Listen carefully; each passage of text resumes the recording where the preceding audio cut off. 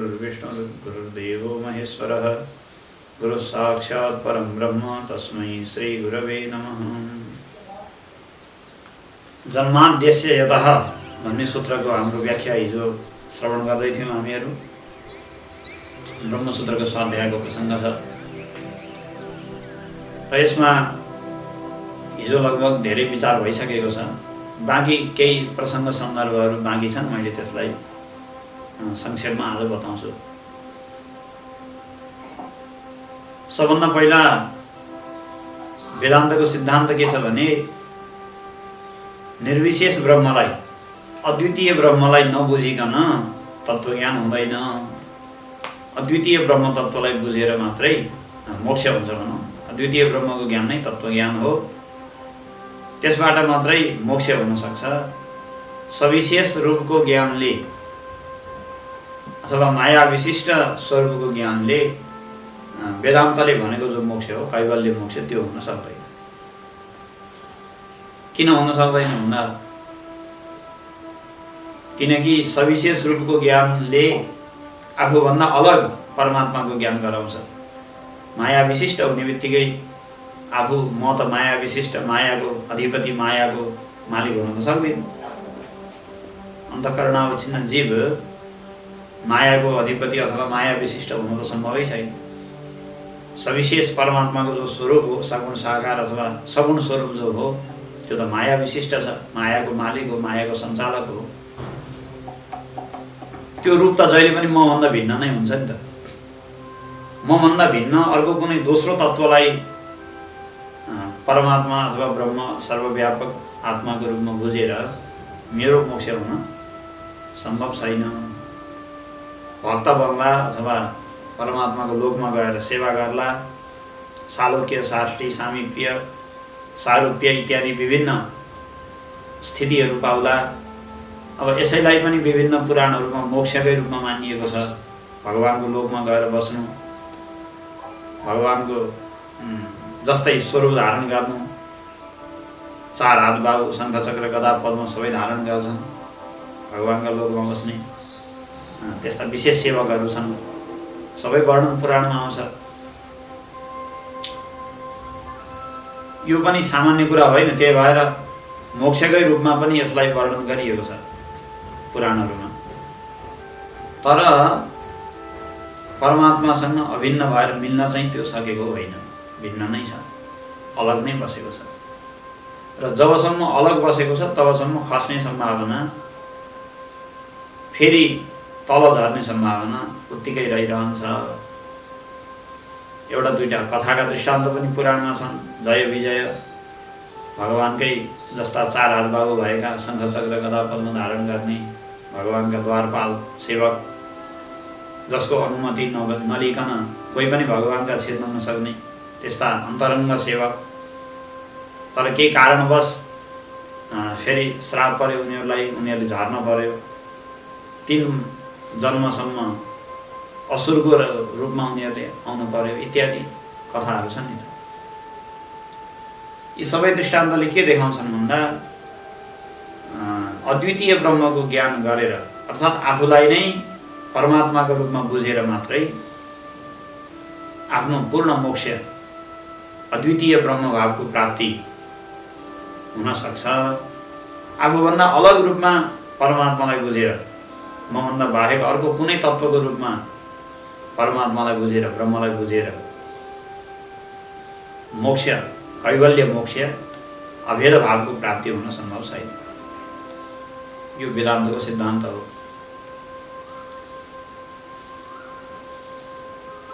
अब यहाँ प्रसङ्ग आएको थियो, अथातो ब्रह्म जिज्ञासादेखि हाम्रो ब्रह्मसूत्रको प्रसङ्ग चलिरहेको छ।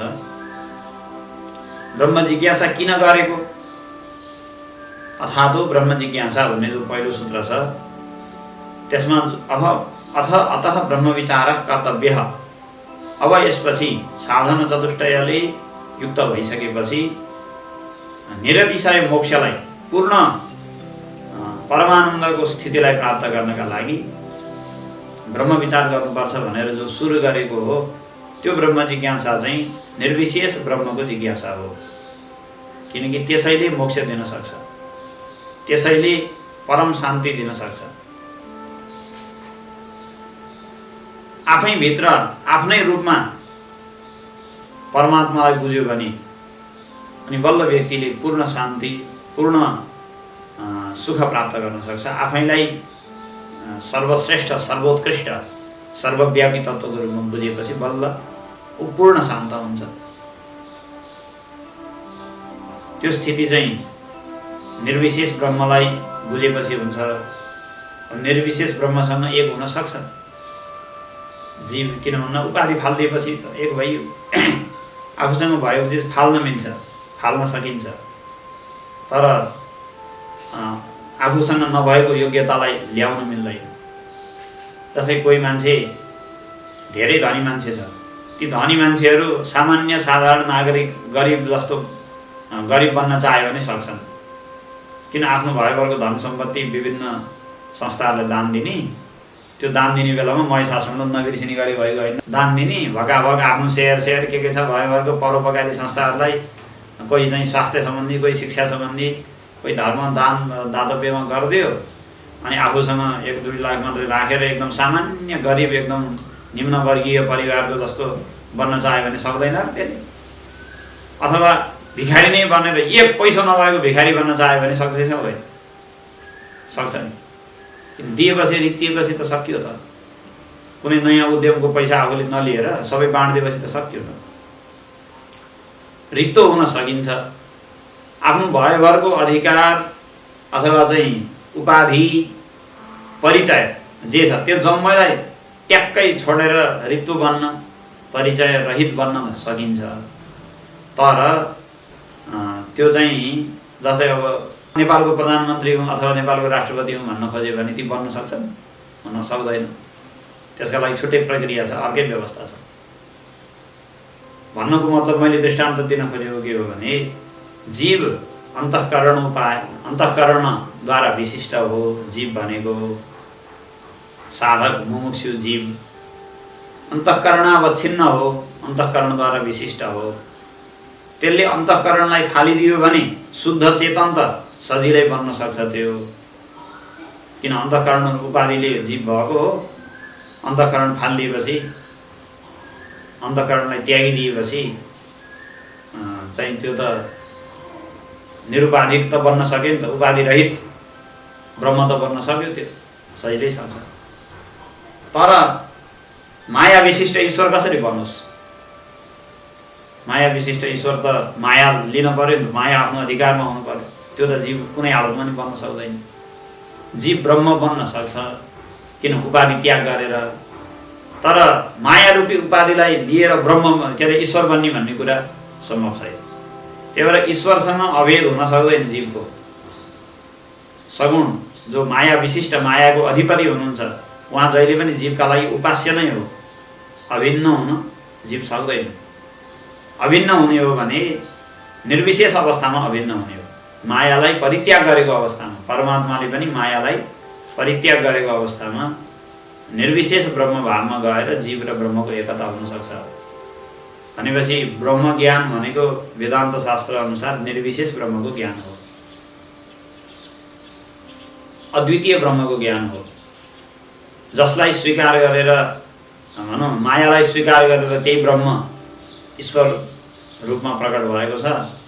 अन्तःकरणलाई स्वीकार गरेर, अन्तःकरण भनेको मायाको एक अंश हो, मायाकै अंश अथवा कार्य हो। त्यो अन्तःकरणलाई स्वीकार गरेर त्यही ब्रह्म जीव बनेको छ। जो ईश्वर बन्यो मायालाई स्वीकार गरेर, जो जीव बन्यो अन्तःकरणलाई स्वीकार गरेर, आखिरी सबै ब्रह्म नै हुन्, ब्रह्मभन्दा भिन्न होइन। यसरी निर्विशेष भावमा गएर जीव र ईश्वरको एकता हुन सक्छ र त्यो ऐक्य ज्ञान, एकताको ज्ञान चाहिँ मोक्षको प्रयोजक हो। अलग रूपमा ईश्वरलाई बुझ्नु, त्यसद्वारा ऐक्य हुन नसकेपछि मोक्ष हुन, जस्तो वेदान्तले भनेको कैवल्य मोक्ष हो, त्यो हुन सक्दैन। तत्त्व ज्ञान भएपछि मात्रै हुन्छ। गीतामा पनि भगवान् भन्नुहुन्छ, ततो मां तत्त्वतो ज्ञात्वा विशते तदनन्तरम। मलाई तत्त्वतः जानेर अनि विशते तदनन्तरम, विशदे भनेको पस्छ, मभित्र घुस्छ। यदि तत्त्वतः जान्यो भने मेरो यथार्थ रूपलाई, निर्विशेष रूपलाई, अद्वितीय स्वरूपलाई यदि जान्यो भने मभित्र घुस्छ, प्रवेश गर्छ, त्यहीँभित्र एक भएर मिल्छ। तत्त्वतः नजानुन्जेल, आफूभन्दा अलग रूपमा जानुन्जेल, कुनै अलग एउटा चाहिँ माया विशिष्ट उपाधिको रूपमा मात्रै जानुन्जेल त्यहाँभित्र पस्न चाहिँ सक्दैन। माया विशिष्ट तत्त्वसँग भित्र पस्न मिल्दैन, मायाले दिँदैन, रोकिहाल्छ बिचमा। ग्वालवालहरूको कथामा आउँछ नि भागवतमा, अब या त भगवान् कृष्णलाई तिनीहरूले लाठी मुरी पनि गर्ने, उस्तै गरी कृष्णको काँधमा चढ्ने र ए मलाई बोकेर उता पुर्या भन्ने सारा गर्थे ग्वालवालहरू। अनि त्यो नन्दलाई एकचोटि रासलीलाको केही अगाडि, रासलीला हुनुभन्दा थोरै अगाडिको प्रकरणमा नन्द एकचोटि नदीमा नुहाउन जाँदाखेरि वरुण देवताले लिएर गए। त्यो वरुणबाट भगवान्ले ल्याएर फिर्ता ल्याउनु भयो। भगवान्को जयकार भएको, कृष्णको आरती पुष्पाञ्जली वरुणले गरेको देखेर नन्द चकित भए, मेरो छोरो त साधारण होइन रहेछ नि, बुझ्यौ, ठुलो मान्छे रहेछ, भगवान् विष्णुकै रूपमा सम्मान गरे त्यहाँ त भन्दै आए नन्द। त्यसपछि ग्वालवाललाई पनि इच्छा भयो, होइन आफ्नो बाबुलाई मात्रै आफ्नो ईश्वरीय रूप देखाउने, हामीलाई नदेखाउने भनेर हल्ला गर्न थाल्यो। त्यसपछि ल हिँड त तिमीलाई पनि देखाउँछु भन्नुभयो।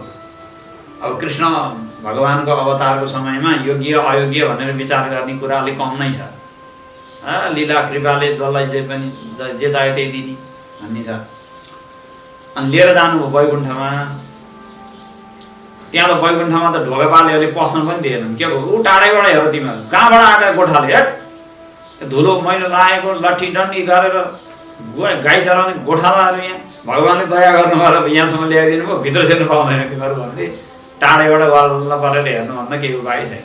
औ आरती भएको छ, पुष्पाञ्जली भएको छ, विष्णु लक्ष्मी कृष्ण त्यहीँ बसेका छन् आसन सिंहासनभित्र। अब हामीलाई यहाँ रोकिदिएका छन्, बाहिरै उनले हामीलाई देख्ने। यसो गरेर छेलिएर हेऱ्यो, हैरान भयो, यहाँ काम छैन, जाउँ उतै फर्केर, उतैसँग बरु लड्न भिड्न पाइन्छ, यहाँ त हेर्न नि नपाइने। भनेपछि उपाधि विशिष्ट भनेको चिज भनेको त्यस्तो हुन्छ क्या। आफ्नो स्थानमा जब उपाधि विशिष्ट भएर बस्छ नि, त्यसपछि त कहाँ त्यो त भयानक भइहाल्छ नि, डर लाग्दै भइहाल्छ नि, देखभेटै गर्न गाह्रो छ त्यहाँ। उपाधि रहित भएर ईश्वरीयतालाई छोडेर वृन्दावनमा आएको बेलामा पो लाठी मुङ्ग्री जे गरे पनि भएको थियो। अब है लक्ष्मीलाई लिएर अधिकारमा बसेको बेला त कसले छुन सक्छ त्यो जम्मै फर्केर आयो भन्ने कथा आउँछ, भागवतमै छ त्यहाँ। यी सबै मैले दृष्टान्तको रूपमा बताएको हो।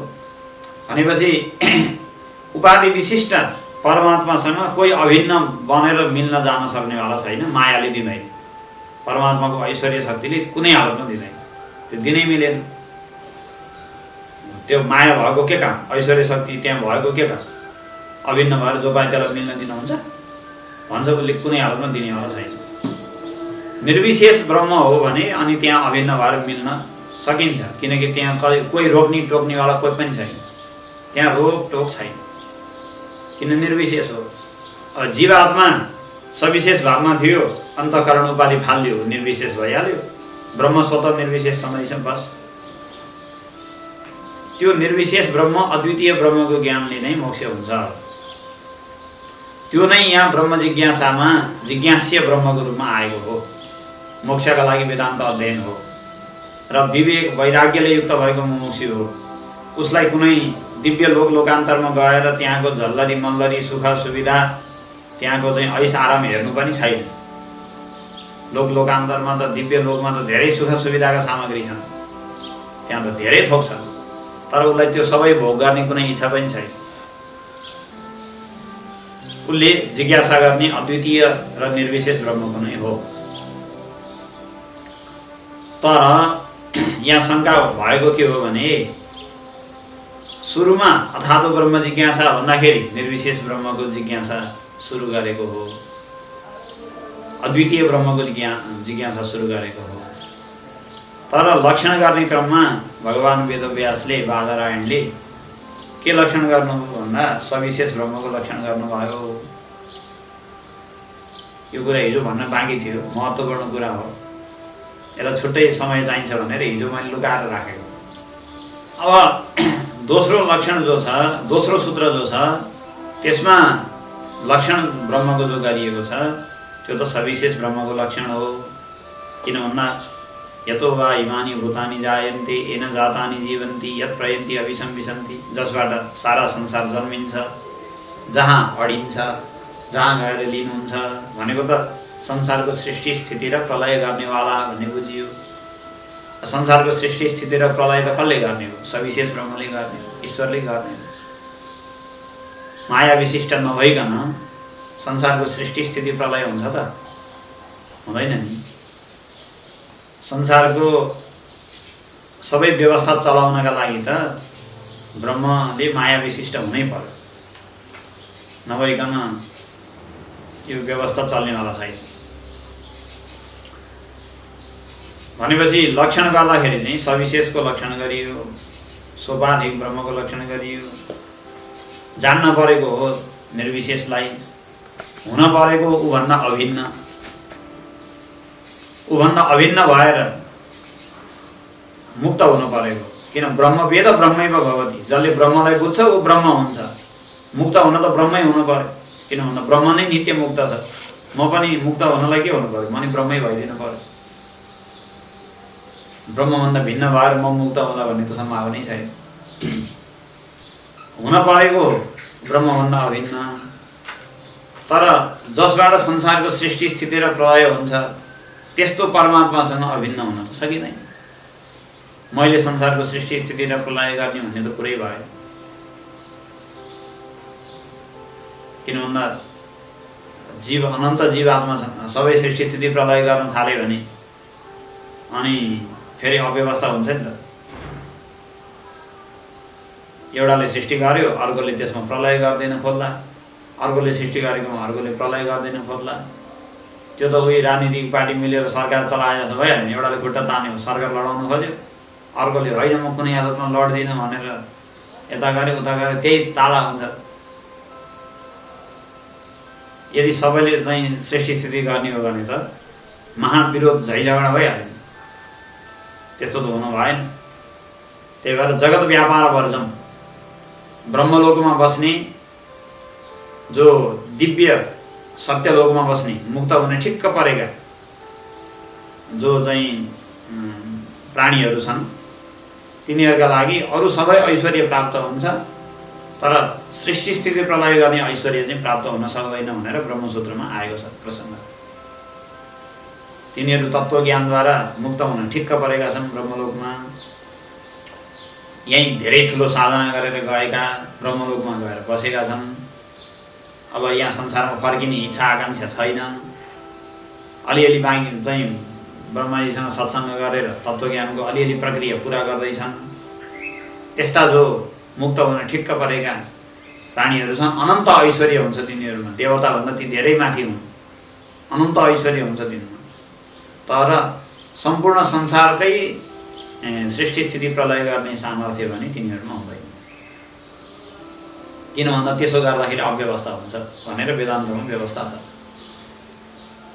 अब जो जन्माद्यस्य यतः भन्ने सूत्रमा बताइयो, जसबाट संसारको सृष्टि स्थिति र प्रलय हुन्छ, त्यो ब्रह्मसँग त सृष्टि स्थिति र प्रलय गर्ने जो परमात्मा हुनुहुन्छ उहाँसँग त जीवात्मा अभिन्न भएर मिल्ने भन्ने सम्भावना छैन। त्यो तत्त्वलाई जानेर म अभिन्न हुन नपाएपछि मेरो मोक्ष पनि भएन, कैवल्य मोक्ष भएन, एक भएर भित्र पस्न पाइएन। विशते तदनन्तरम भनेर जो गीतामा भगवानले उही भित्र घुस्छ भनेर भन्नुभएको थियो, घुस्न पाइएन, बाहिर बाहिर बस्नु पर्यो, मोक्ष हुन सकेन। किन यस्तो गर्नुभयो?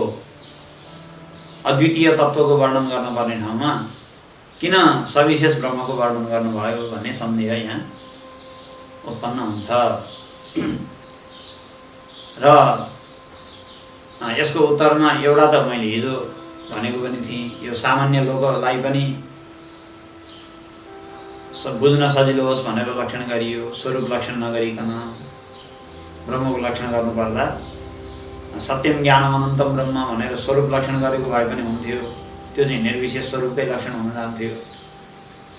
तर त्यसो गर्दा सामान्य प्राणीले सत्यम ज्ञानम अनन्तम भनेर त्यो ब्रह्मको स्वरूपलाई बुझ्न गाह्रो छ। सच्चिदानन्द स्वरूपमा ब्रह्मलाई बुझ्न र विभिन्न वादी प्रतिवादीको पनि विभिन्न दार्शनिकहरूको पनि यसमा प्रशस्त विवाद छ।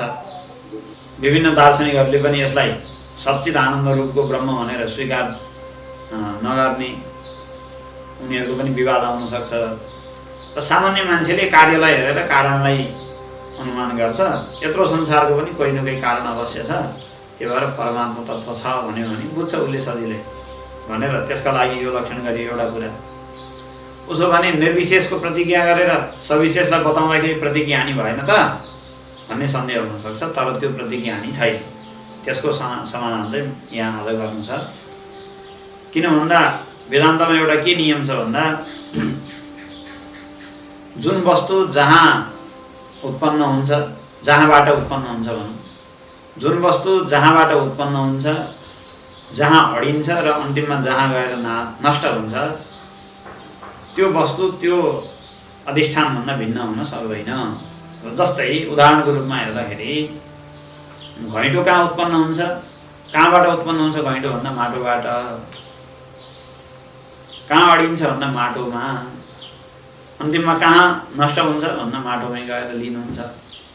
त्यही भएर घैँटोको माटोभन्दा कुनै अलग अस्तित्व छैन। तद अनन्यत्वम त्योभन्दा ऊ अन्य होइन, अनन्य हो, त्योभन्दा भिन्न ऊ होइन।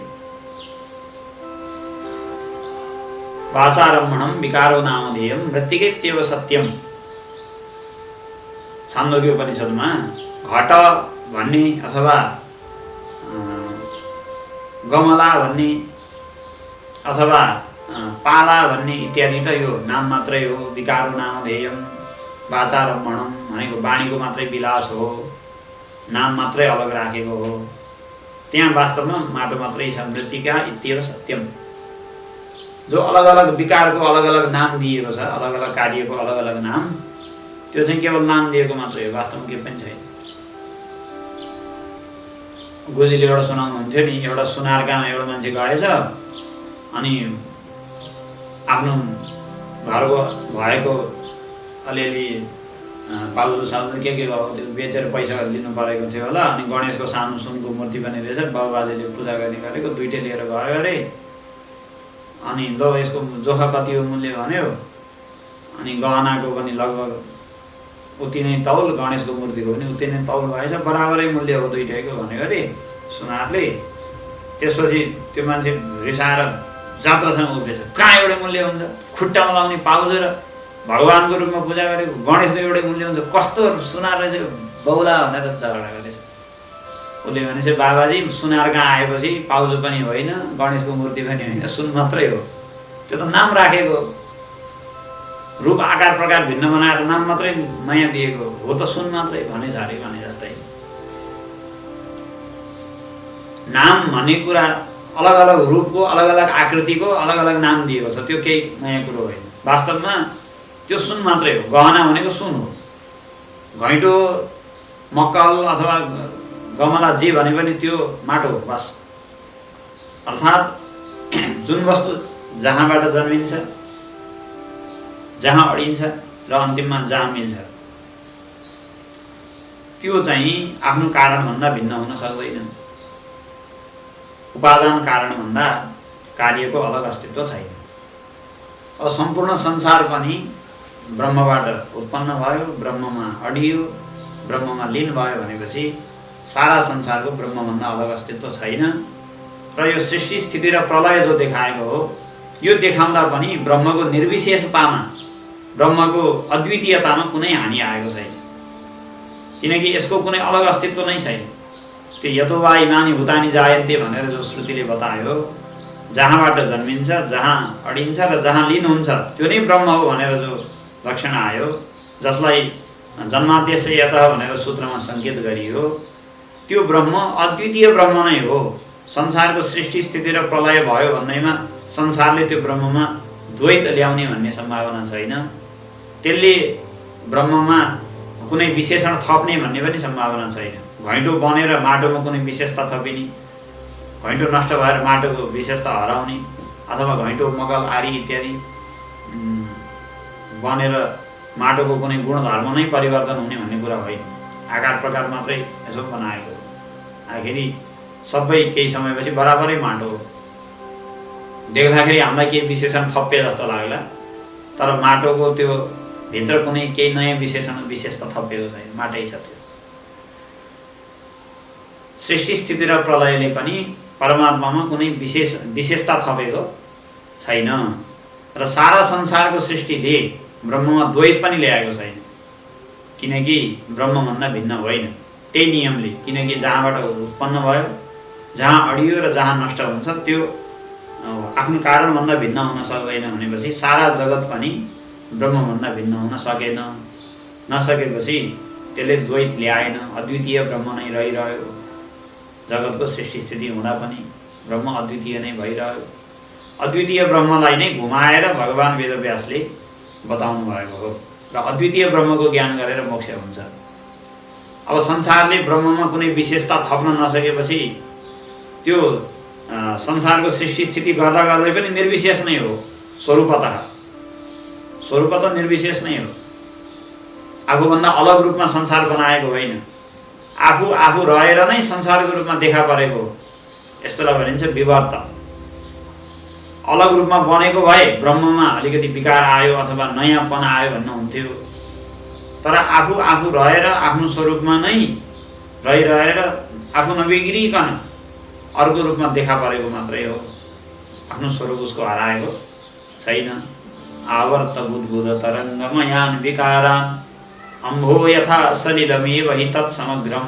भवभूति भन्ने एकजना प्रसिद्ध कवि हुनुहुन्छ, पानीको दृष्टान्त दिँदै भन्नुहुन्छ, पानी नै समुद्रको पानी कहिले हावाको झोक्काले छाल बनेर देखा पर्छ, कहिले फोकाफोकीको रूपमा विभिन्न फोका समुद्रबाट तलबाट केही चाहिँ माछाहरूले सास फेरेको बेला केही बेला फोकाहरू बनेर माथि आउँछ, फोका देखिन्छ।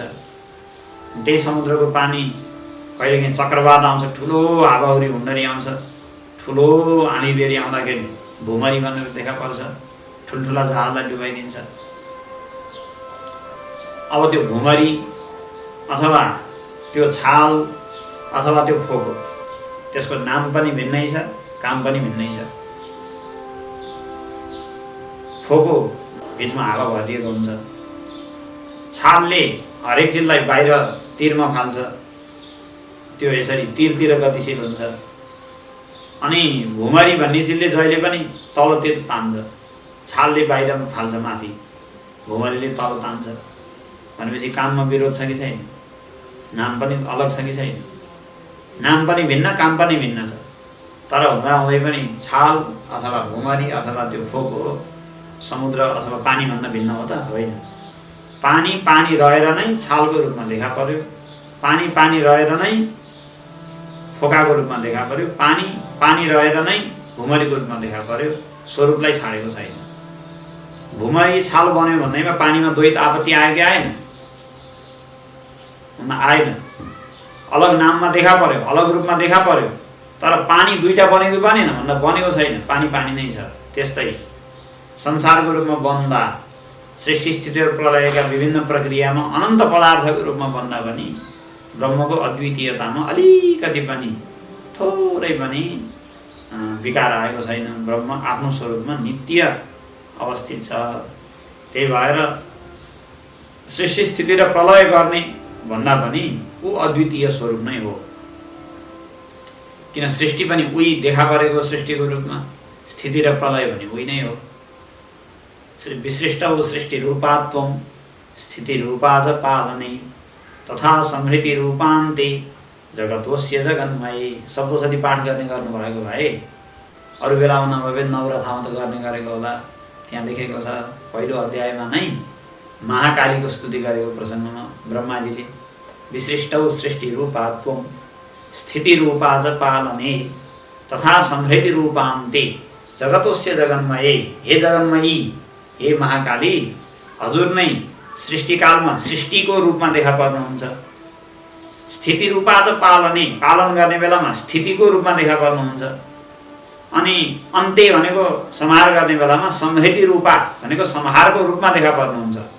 सृष्टि पनि परमात्मा नै देखा परेको, सृष्टिको रूपमा स्थितिको रूपमा पनि परमात्मा नै देखा परेको र पालनको रूपमा पनि परमात्मा नै देखा परेको भनेपछि सृष्टि स्थिति र पालन भन्ने कुरा परमात्मा भन्दा कुनै अलग चिज होइन जसले सविशेष अथवा चाहिँ एउटा कुनै नयाँ कुरा थपोस्, कुनै विशेषण थपोस्, त्यसले कुनै द्वैत परमात्मामा ल्याएको पनि छैन।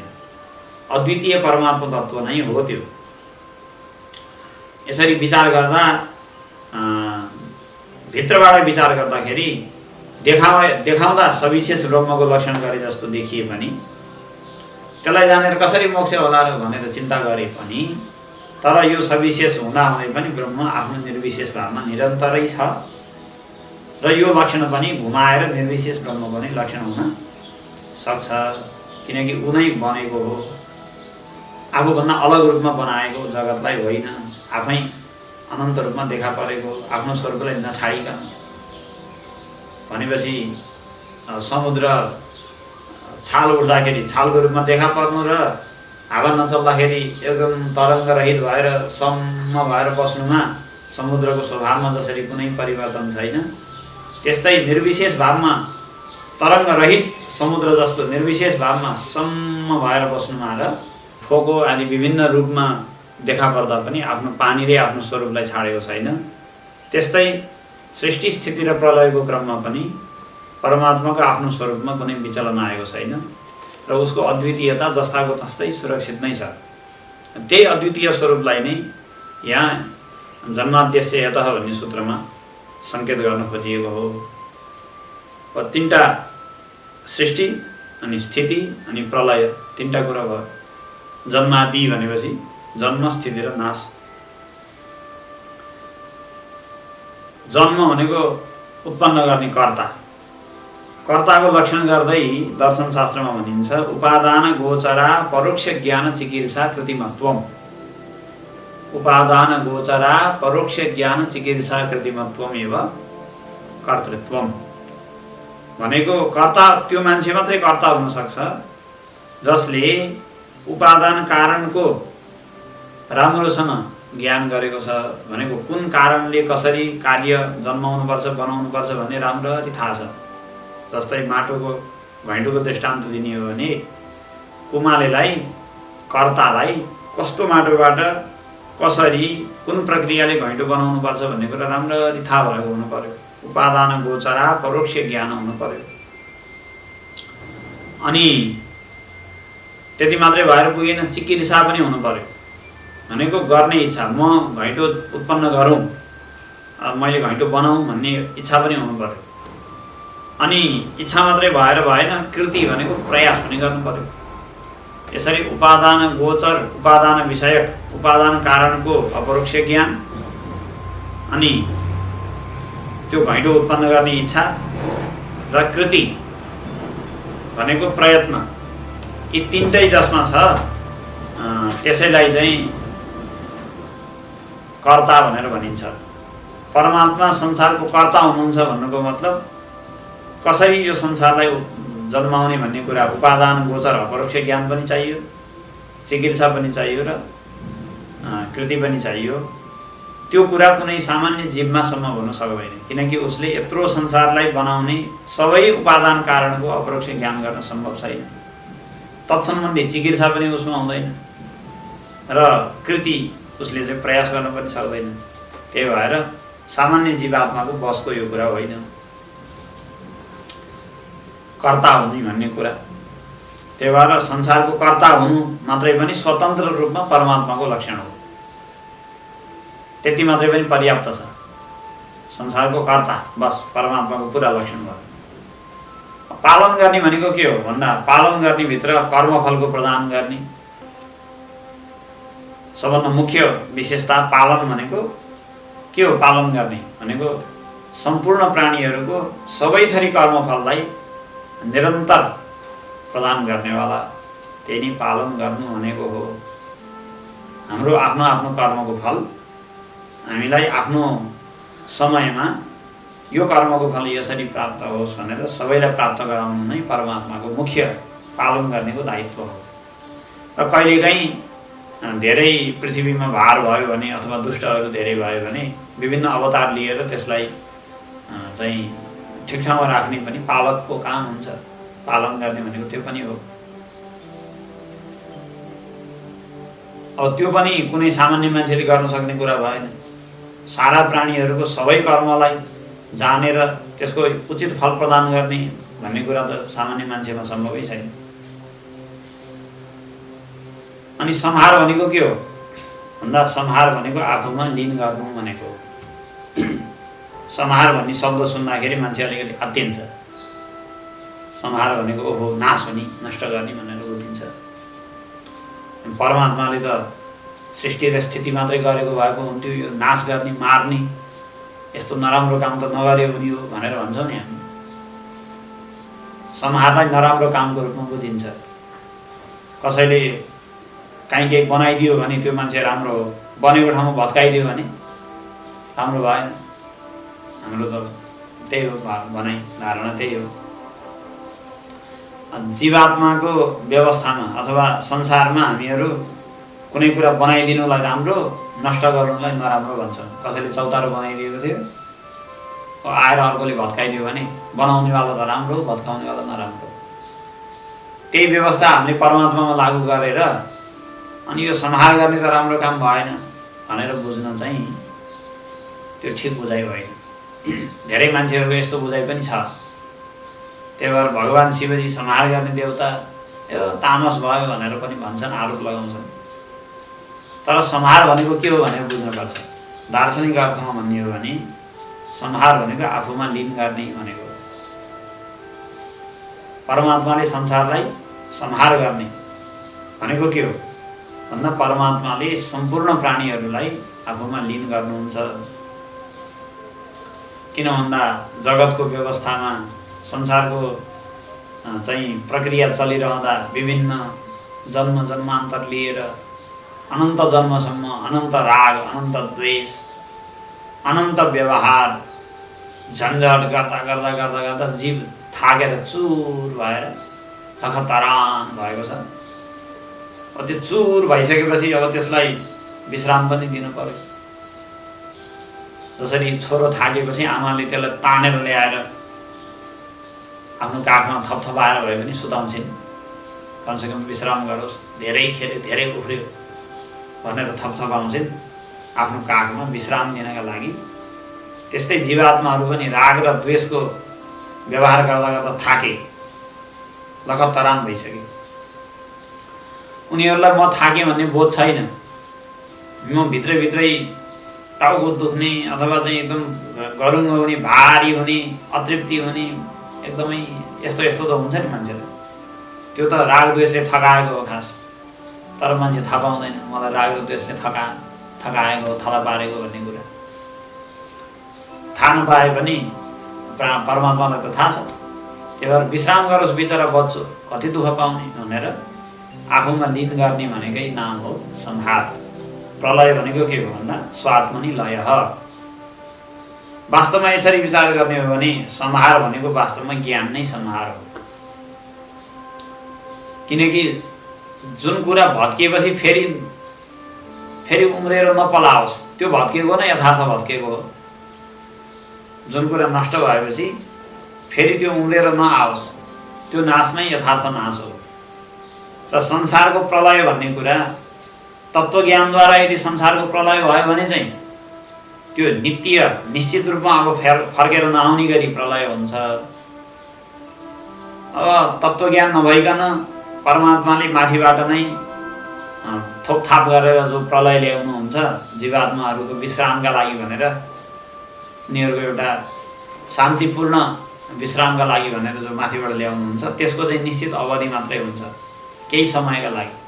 ब्रह्माजीको 100 वर्षको अवधिसम्म प्रलय। त्यो बेलामा जीवात्माहरू पूर्ण रूपमा विश्राममा हुँदैन, थोपरेको खालको भयो त, आफ्नो इच्छाको भयो। उनीहरूमा राग र द्वेषको अझै पनि इच्छा छ, अझै मैले राग गरौँ, द्वेष गरौँ, अझै चाहिँ व्यवहार गरौँ भनेर अझै पनि इच्छा उनीहरूलाई छ। तर परमात्माले माथिबाट चाहिँ ल्याइदिनु भएको छ प्रलयको अवस्था। र उनीहरूलाई कहिले यो प्रलय सकिएला र हामीले आफ्नो विषय भोग गर्न पाउँला, कहिले यो समय सकिएला र फेरि हामी संसारमा भोग्न हल्न चल्न पाउँला भन्ने इच्छा भित्रभित्र भइरहेको हुन्छ। जस्तै अहिले सबैलाई कहिले यो लकडाउन सकिएला र हामी चाहिँ साल कारमा कुद्न पाउँला भन्ने छ नि, अथवा हिँड्न पाउँला, हामी बाहिर निस्किन पाउँला भन्ने छ। अब अहिलेको भित्र बसाइ भनेको बाध्यताको बसाइ, एकान्तवास त छ अहिले सबैलाई। विविक्त देश सेवित्व अरतेर जनसंसदि होइन र त्रयोदश अध्यायको गीताको सबै नियम जसो पुरा छ, धेरै जसो पुरा छ। विविक्त देश सेवित्व अरतेर जनसंसदि। बाध्यताले भए पनि बन्द भएपछि अध्यात्म ज्ञान नित्यत्व पनि भएकै छ, दिनदिनै अध्यात्म चर्चा पनि भएकै छ। बाध्यताले किन नहोस् होइन, चलेकै छ। तर अहिलेको एकान्त सेवन चाहिँ माथिबाट थोपरिएको, सरकारले घोषणा गर्यो रोगव्याध लाग्छ भन्ने डरले अथवा सरकारको चाहिँ नियम नीतिले गर्दाखेरि मान्छे एकान्तमा बसे। तर कोही मान्छे साधना गर्छु भनेर वनको एकान्तमा गएर कुटीमा बसेको छ भने त्यसको एकान्तवास र अहिले यहाँ मान्छे घरमा थुनिएर बसेको क्वारेन्टाइनको एकान्तवासमा फरक छ कि छैन भन्दा छ। किन जो आफ्नो इच्छाले एकान्त सेवन गर्न वनको कुटीमा गएर बस्यो, नागार्जुनको डाँडोमा अथवा चाहिँ त्यो उहाँको पोखराको माथि, कहाँ हो डाँडो हो सबभन्दा, काठमाडौँ पोखराका ठुल्ठुलो डाँडा माथि माथि गएर एकान्तमा कुटी बनाएर बसेको चाहिँ कहिले निस्किन नपरे पनि हुन्थ्यो, यो बाहिरको संसारलाई हेर्नै नपरे हुन्थ्यो भन्ने यसरी इच्छापूर्वक गएको हो त्यो मान्छे। त्यो चाहिँ एकदम त्यसमा प्रसन्न छ, भित्र बस्न पाएको, बाहिर निस्किनै नपरेकोमा खुसी। अब यो क्वारेन्टाइनमा थुनिएर बसेको मान्छे चाहिँ बाहिर निस्किन नपाएकोमा दुखी छ बिचरा। बाहिर निस्किन पायो भने पाइएको छैन, भइगयो भन्छ, चित्त बुझाउँछ। धेरै लामो भयो भने असह्य हुन्छ, फेरि अलिअलि हुन्जेलसम्म ठिकै छ। भने जस्तै ज्ञानद्वारा जो प्रलय हुन्छ संसार नचाहिएर अब भयो सकियो भनेर तत्त्वज्ञानद्वारा नाश भयो संसारको, अब नपलाउने गरी गयो, नष्ट भयो, त्यो चाहिँ यथार्थ प्रलय हो, यथार्थ संहार हो, तत्त्वज्ञानद्वारा हुने संहार। त्यसमा राजी खुसीको कुरा हो। फेरि संसारमा फर्केर आउन नपरे हुन्थ्यो भन्ने थियो, ज्ञानले नष्ट गरिदियो, आनन्द भयो, बस सकियो। त्यो चाहिँ एकदम खुसी प्रसन्न हुन्छ। तर प्रलयकालमा परमात्माले त्यसलाई विश्रामका लागि माथिबाट थोपथाप गरेको जो प्रलय छ त्यो बेलामा चाहिँ थुनिएको हो नि त। त्यो बेलामा भगवान्ले निस्किनै दिनु भएन, ए त थाकी सुत भनेर सुताउनु भयो।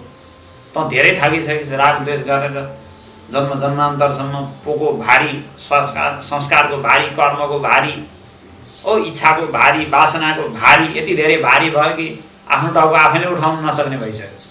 हिँड्दाखेरि यसो गरेर टाउको लतारेर हिँड्नुपर्ने भइसक्यो के, टाउको आफैले थाम्न नसकेर टाउको लतारेर यहाँ गरेर हिँड्नुपर्ने भइसक्यो। त्यस्तो तेरो भइसक्यो, अब आराम गर भइया भनेर बाहिरबाट थोपरेको प्रलय हो। त्यही भएर त्यहाँ चाहिँ कहिले निस्किम्ला, कहिले प्रलयको अवधि सकिएला, कहिले मैले यो विषय भोगमा फेरि आउने होला, संसार कहिले देख्न पाइएला। बुढा हजुरबा हजुरआमाले नातिको बिहा कहिले देख्न पाइएला भनेर भन्छ नि, कुरा गरे भने त्यस्तै भने जस्तो कहिले यो संसारको मुख देख्न पाइएला भनेर एकदम प्रतीक्षा गरेर बसेको छ। त्यो चाहिँ अलिकति असन्तुष्ट नै हुन्छ त्यसमा। त्यही भएर प्रलय गर्ने भनेको वास्तवमा जीवात्माको कल्याणै गर्ने हो। अब यो अनित्य खालको प्रलय गरेर पुगेको छैन। त्यो कहिले प्रलय हुने फेरि सृष्टि भइहाल्यो, एकछिन प्रलय भयो फेरि सृष्टि भइहाल्यो, त्यस्तो खालको गरेर पुगेको छैन। ठ्याक्कै पूर्ण प्रलय चाहियो भने चाहिँ तत्त्वज्ञानले प्रलय गर्ने, संहार भनेको आफूमा लीन गर्ने भनेको हो। फर्केर नआउने गरी पूर्ण रूपमा लीन गर्ने चाहिँ ज्ञानद्वारा गरेको प्रलय हो। त्यो चाहिँ आफ्नो साधना र परमात्माको कृपा दुइटै मिल्न पर्यो।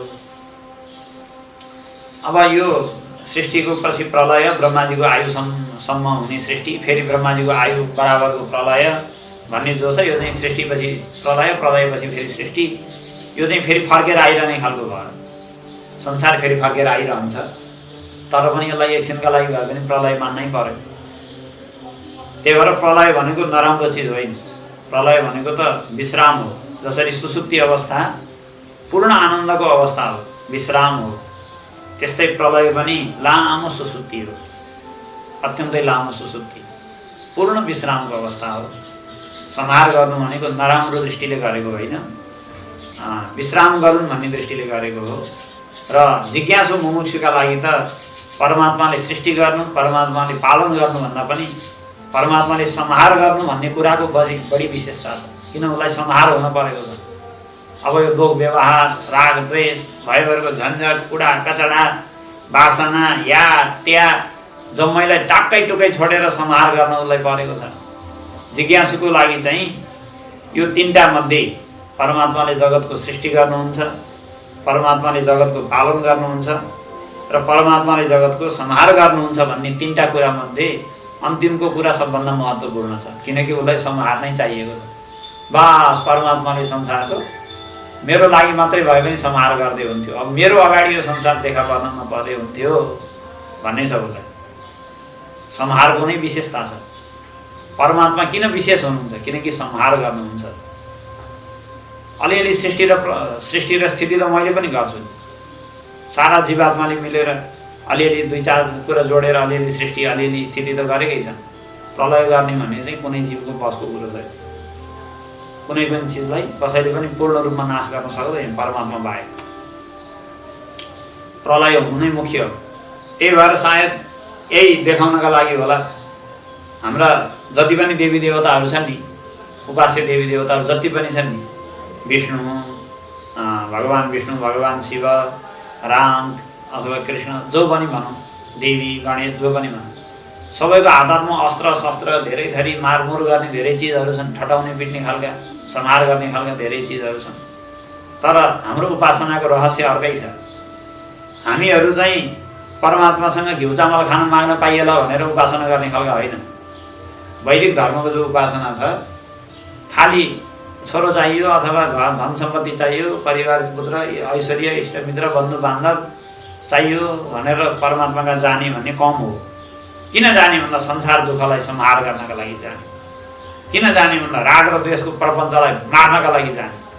किन जाने भन्दा आफ्नो मनलाई खत्म गर्नका लागि जाने। किन जाने भन्दा आफू समाप्त हुनका लागि जाने, आफू बाँकी नरहन्। भगवानको मन्दिरमा किन जाने भन्दा फर्केर आफू आउँदै नआओस्, बस परमात्मालाई ढोगेर यसरी ढोगोस्, यसरी समर्पित होस् कि ढोग्दाखेरि चाहिँ मान्छे भएको मान्छे उठ्दाखेरि त्यो मान्छे नहोस्, व्यक्तित्वै समाप्त होस् भन्नका लागि जाने हो हाम्रो मूल आदर्श भनेको। अब नाश गर्न त शस्त्र अस्त्र चाहियो कि चाहिएन? नाश गर्न, मार्न, संहार गर्न त चाहियो नि त। काट्न पर्ला, ठोक्न पर्ला, पिट्न पर्ला। कहाँ त्यहाँ लोलो पोतो मात्रै घसेर हुन्छ र बाबु कति राम्रो भनेर चेपारे घसेको घरमा त काम बन्नेवाला छैन। वासना नाश गर्न त चाहियो। त्यही भएर प्रह्लाद भगवान् नृसिंहको स्तुति गर्दै सप्तम स्कन्धमा भन्नुहुन्छ, वज्र नख वज्र दष्ट्र कर्माशयान रन्धय रन्धय तमो ग्रस ग्रस ओम स्वाहा भनेर मन्त्र आउँछ त्यहाँ। त्यो चाहिँ पञ्चम स्कन्धमा हो। यो चाहिँ मन्त्र चाहिँ भगवान् नृसिंहको प्रह्लादले गरेको स्तुति मन्त्र। त्यहाँ किन प्रह्लादले चाहिँ किन मैले नृसिंहको भक्ति गरेँ भन्ने कुराको सङ्केत गर्नुभएको छ। अरू पनि विभिन्न रूपहरू थिए, कस्तो राम्रा राम्रा भगवान्का रूपहरू छन्, मनुष्यका रूप, मान्छे जस्ता रूपहरू, एकदम काखमा लिउँ जस्ता लाग्ने, मुही खाउँ जस्ता लाग्ने विभिन्न रूप छन्। तिमीले यस्तो चाहिँ सिंहको अनुहार भएको, हातमा यत्र यत्र नङ्ग्रा पलाएको, दाडा पलाएको, यत्रो चाहिँ सिंहको रूप किन लिएको, किन नृसिंहको तिमीले भक्ति गरेको भनेर कसैले सोधे होला। अनि उहाँले त्यसको कारण बताउँदै भन्नुभएको कुरा त्यो मन्त्रमा सङ्केत छ। उहाँले भन्नुहुन्छ, वज्र नख वज्र दष्ट्र, हे भगवान् हजुरका हातका नङ्ग्राहरू वज्र जस्ता छन्, हजुरका दाडाहरू पनि वज्र जस्ता छन्। केका लागि भन्दा कर्माशयान रन्धय रन्धय तमो ग्रस ग्रस, मेरा कर्मका वासनाहरू, कर्मका संस्कारहरूलाई तपाईँले च्यापचुप पारिदिनुहोस्। रन्धय तमो ग्रस, मेरो अज्ञान रूपी अन्धकारलाई क्वाप्पै निल्दिनुहोस्, दाडाले पिसी खाइदिनुहोस्। अब त्यो नपलाउने गरी मजासँग पिसी खाइदिनुहोस्, नाश गरिदिनुहोस्। भगवान् मलाई त यो कर्म बन्धनले छिया बनाएर दुःख दिएको हुनाले मान्छेले यसलाई मार्न सक्दैन यो कर्म बन्धनलाई। यो त बाघ भालुमै चाहिन्छ भनेर यो बाघको अनुहार भएको देवतालाई मैले मन पराएको हो भनेर प्रह्लादले त्यहाँ भन्नुभएको छ। भन्नुको मतलब हाम्रा हिन्दू धर्म अथवा सनातन वैदिक धर्ममा जति पनि उपास्य देवी देवता छन् सबैको हातमा परमात्माको रूपमा जसको हामी उपासना गर्छौँ सबैको हातमा अस्त्र हुनुले के सङ्केत गरेको छ भन्दा हाम्रो धर्ममा अथवा हाम्रो उपासना सिद्धान्तमा सबभन्दा धेरै महत्त्व संहारकै छ। सृष्टिको महत्त्व छैन अथवा स्थितिको पनि महत्त्व छैन। हाम्रो चिन्तनधारामा संहार गर्नुको नै मुख्यता छ र जसले संहार गर्छ त्यही नै सबभन्दा ठुलो देवता हामी मान्छौँ। त्यही भएर संहारका अधिपति भगवानलाई देवाधिदेव महादेव भनेर हामीले उपाधि दिएका छौँ। हेर्दाखेरि त मार्नेलाई कस्तो ठुलो मानेको, त्यो त त्यति राम्रो त भएन, तर मार्नु नै ठुलो हो नि त हाम्रो चिन्तनमा। किन वासना मार्न परेको छ। अब सृष्टि गर्नेले पालन गर्नेले संहार गर्नेले सबैले ईश्वरको रूपमा गर्ने भनेको मेरो उद्धार गर्ने हो, संसार बन्धन नाश गर्ने हो। त्यही भएर संहार गर्नु सबभन्दा महत्त्वपूर्ण कुरा छ। यसरी जसबाट संसारको सृष्टि हुन्छ, जसमा संसार अडिन्छ, जसद्वारा पालन गरिन्छ र जसद्वारा नाश गरिन्छ, त्यो नै परमात्माको स्वरूप हो। तीनटा रूपमा देखा परेको छ। सृष्टि गर्दा अलग रूपमा, पालन गर्दा अलग रूपमा, संहार गर्दा अलग रूपमा, अलग नाममा, ब्रह्मा विष्णु शिव इत्यादिको रूपमा तीन रूपमा देखा परे पनि हो तत्त्व एउटै। तीनटा काम गर्नाले तीन नाम उसको भएको हो। तत्त्व एउटै छ, त्यही निर्विशेष ब्रह्म हो। सृष्टिको रूपमा पनि त्यही देखा परेको हो, स्थितिको रूपमा पनि त्यही देखा परेको हो, पालनको रूपमा पनि त्यही देखा परेको हो भन्नु नै जन्माद्यस्य यतः सूत्रको अर्थ हो। ओम पूर्णमदः पूर्णमिदं पूर्णात् पूर्णमुदच्यते पूर्णस्य पूर्णमादाय पूर्णमेवावशिष्यते। ओम शान्ति।